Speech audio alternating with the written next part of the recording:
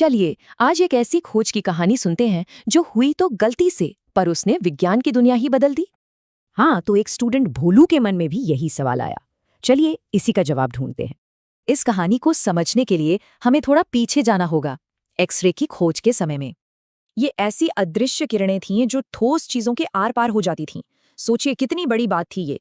इस खोज ने एक फ्रांसीसी वैज्ञानिक हेनरी बेकरेल का ध्यान खींचा, जो यूरेनियम सॉल्ट्स पर काम कर रहे थे।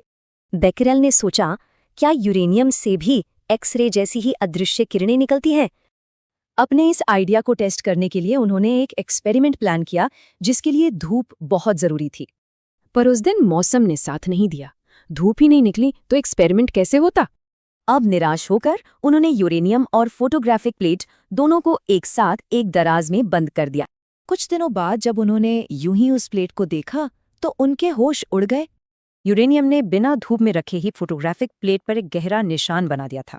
इसका मतलब था कि यूरेनियम को किसी बाहरी सोर्स की जरूरत ही नहीं थी, वो खुद एनर्जी निकाल रहा था। इसी घटना को बाद में मैरी क्यूरी ने रेडियो एक्टिविटी का नाम दिया। दरअसल जब भारी एटम का न्यूक्लियस अनस्टेबल होता है तो वो स्टेबल होने के लिए कुछ कण बाहर निकालता है। तो अब समझ आया, हमारे शरीर की गर्मी केमिकल प्रोसेस है और रेडियो एक्टिविटी एक न्यूक्लियर प्रोसेस।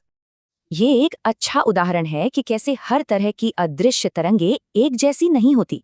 जैसे 4G और 5G सिग्नल्स को ही देख लीजिए, दोनों की वेवलेंथ और काम करने का तरीका कितना अलग है। ये सब सोचने पर एक और सवाल मन में आता है, न्यूक्लियर फिजन चेन रिएक्शन क्यों है पर रेडियो एक्टिविटी नहीं?